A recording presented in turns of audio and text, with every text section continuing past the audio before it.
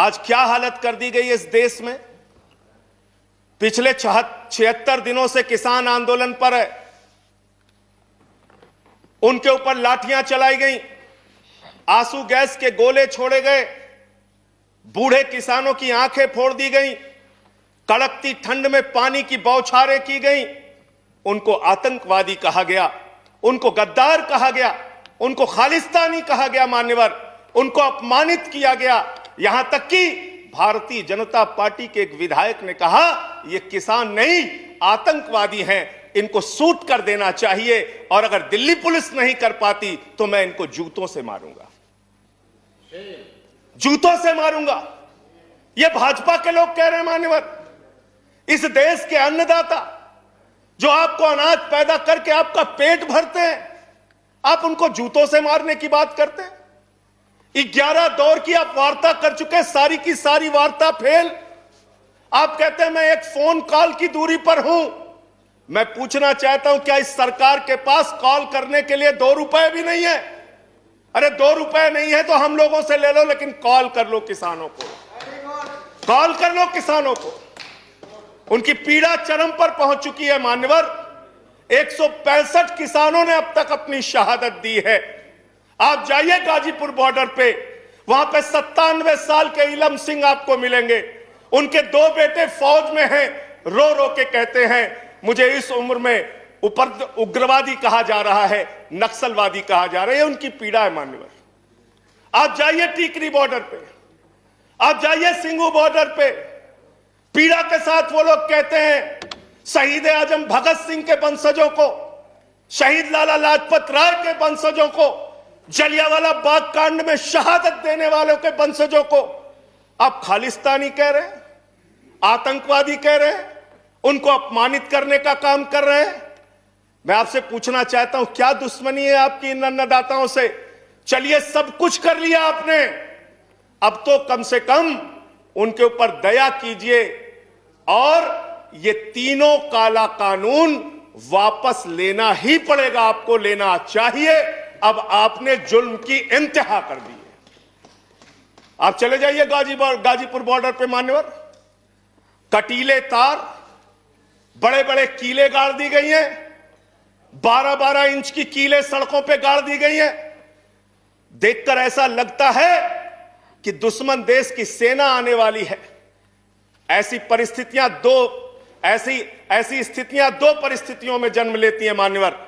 जब देश का शासक अपनी जनता से डरने लगता है तो ऐसी सीमाएं बेड़ियां बनवाता है, या देश की जनता को शत्रु समझने लगता है तब ऐसी बेड़ियां लगवाता है। यह हो रहा है मान्यवर।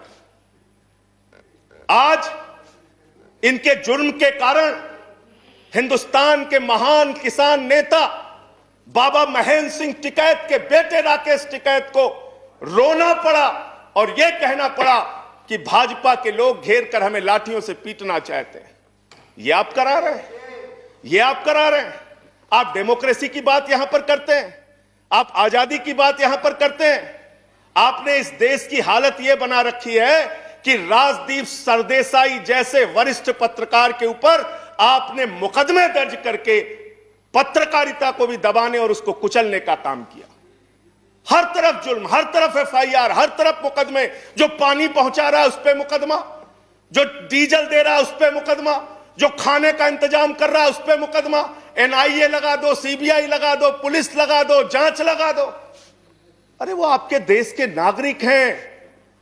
आप कहते हैं किसानों को यह बिल समझ में नहीं आया, हम बड़े समझदार हैं, आइए हम आपको किसानी बिल समझाएंगे।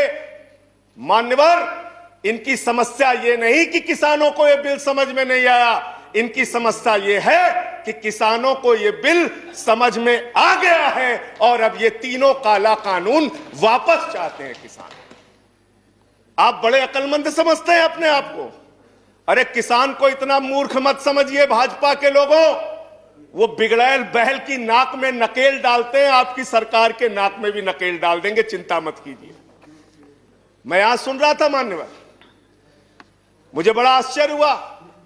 सारी की सारी भारतीय जनता पार्टी की सांसद जितने भी नेता बोल रहे थे, कह रहे हैं कांग्रेस पार्टी ने 2019 के घोषणा पत्र में इसको लिखा था। यह बिल तो कांग्रेस पास करना चाहती थी। जीएसटी की बात करो, यह बिल तो कांग्रेस करना चाहती थी, हम इसलिए इसको कर रहे हैं। लेकिन वो सांसद यह बताना भूल गए कि जब यह बिल कांग्रेस लेकर आई थी तो उस समय स्वर्गीय अरुण जेटली जी ने और स्वर्गीय सुषमा स्वराज जी ने उस समय बिल का विरोध किया था।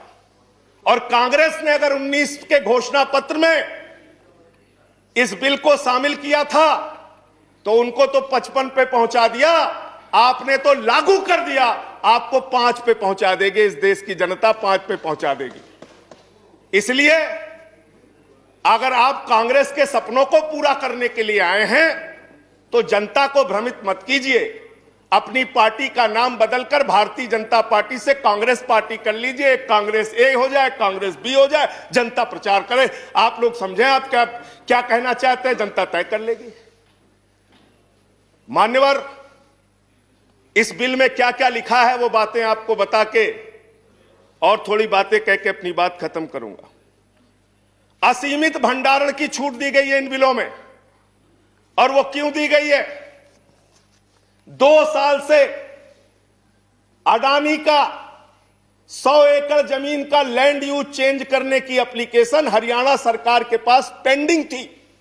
लेकिन 7 मई को जब पूरे देश में लॉकडाउन लगा था, उस समय उस लैंड यूज को चेंज करके 100 एकड़ जमीन पर अडानी को भंडारण कोल्ड स्टोरेज बनाने की छूट दी गई और 5 जून को ऑर्डिनेंस के जरिए असीमित भंडारण और कोल्ड स्टोरेज बनाने की छूट दी गई।